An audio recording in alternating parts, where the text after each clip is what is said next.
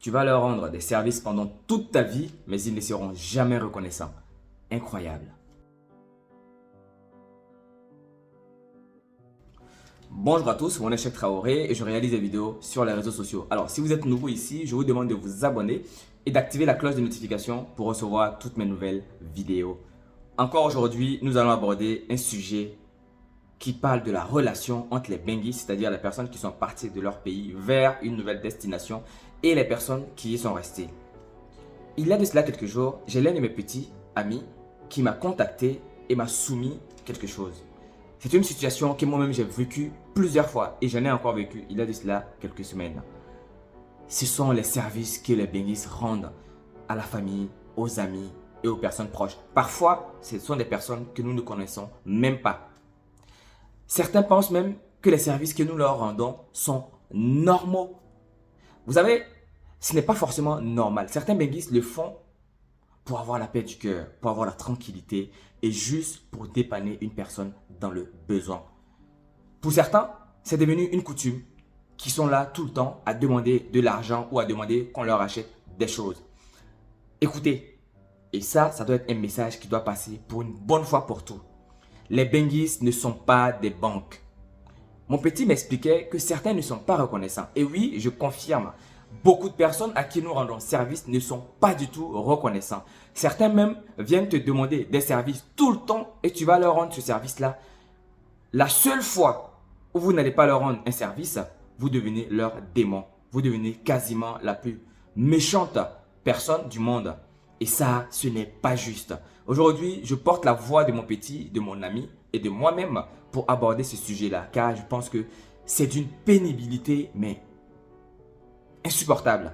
Il faut que ce genre de comportement cesse. Il faut que les gens comprennent que les Benguis ne sont pas des sacs à argent. Les Benguis sont juste des personnes qui ont aussi une vie à bâtir, qui ont aussi des projets à réaliser, qui ont aussi des frères et sœurs, qui ont aussi des familles derrière eux. Nous pouvons certes aider parfois de temps en temps des amis, des proches, lorsqu'on a la possibilité. Mais cela ne doit pas devenir la norme, la règle. Car vous aussi, n'oubliez pas, vous pouvez également nous aider. Beaucoup d'entre eux viennent nous contacter uniquement lorsqu'ils ont besoin de services. J'ai fait une vidéo sur ça, il y a de cela 1 an. Je disais, il faut être parfois stratège. Lorsque vous voulez demander quelque chose à quelqu'un, que ce soit un Benguis ou une autre personne, il faut d'abord établir des liens qui sont sains. Vous savez, toute chose commence par la mise en confiance, par la préparation. Vous voulez demander à quelqu'un de l'argent ou un service, préparez cette personne-là durant plusieurs semaines, durant plusieurs mois. C'est comme ça que ça se passe. Ou bien même, prenez régulièrement des nouvelles de ces personnes-là. C'est super important. Cela fait maintenant plusieurs fois que moi je suis en Côte d'Ivoire. Personne, je dis bien, personne ne m'achète même une boule d'attiqué. Mais ces mêmes personnes me demandent des choses. Et je vais taire le nom de tous. Je trouve ça injuste, je trouve ça pas normal. Beaucoup de personnes parfois quittent en Côte d'Ivoire pour venir ici en France. Aucun d'entre eux ne me propose même de me ramener une boule d'attiqué ou même des ingrédients qui sont là-bas, des choses fraîches. Vous savez, moi j'aime beaucoup la viande par exemple, le choukouya. Personne ne me l'envoie. J'ai des amis, lorsqu'ils viennent, je leur demande et ils me l'envoient clairement. Et ça, ce sont de vrais amis. Ces gens-là, s'ils me demandent, ne serait-ce quoi que ce soit, je pourrais être capable de leur donner ces choses-là. Mais il y a certains qui viennent déjà nous contacter uniquement lorsqu'ils sont dans le besoin. Et lorsqu'on ne leur donne pas, ou lorsqu'on ne leur rend pas ce service-là, nous devenons leurs démons, nous devenons des personnes méchantes, nous devenons tout simplement leurs ennemis. Il faut que ce genre de comportement cesse. Aujourd'hui, je porte la voix de mon petit pour expliquer cette situation, car nous sommes beaucoup à être dans ce genre de situation-là, malheureusement. Les Benguis sont des gens qui tendent la main, qui ont la main sur le cœur, comme le diront certains. Vous aussi, vous devez avoir la main sur le cœur. Vous devez tout simplement demander parfois, si vous avez des personnes qui viennent en Europe, ici, en France, aux États-Unis, peu importe où c'est, demandez à vos proches qu'est-ce qu'ils en ont envie, qu'est-ce qu'ils ont envie de manger, ou quelles sont les choses desquelles ils sont nostalgiques que vous pourrez éventuellement leur apporter.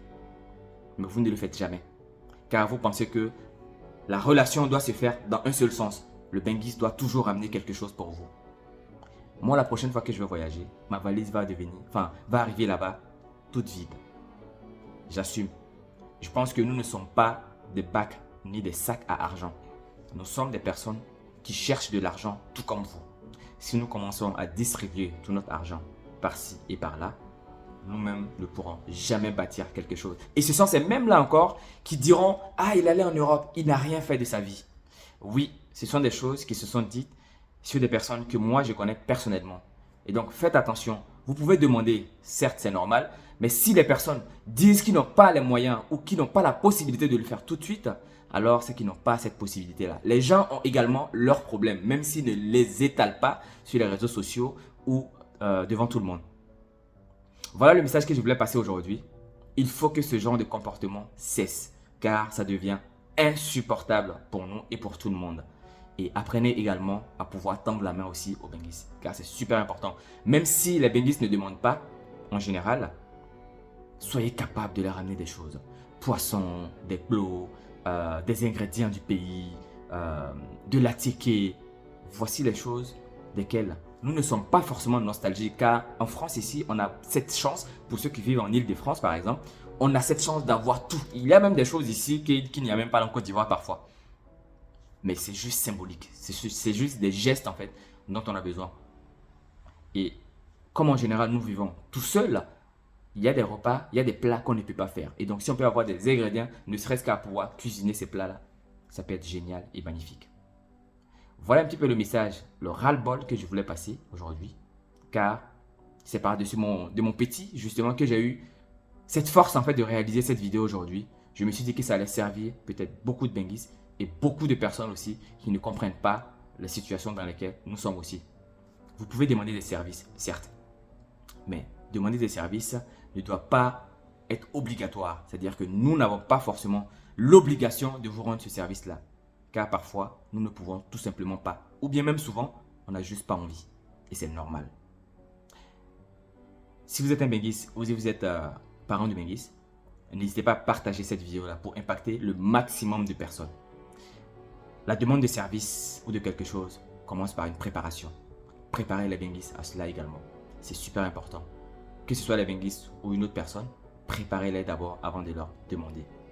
Et rendre service à quelqu'un n'est en aucun cas une obligation. On le fait lorsqu'on a la possibilité et surtout lorsqu'on en a envie.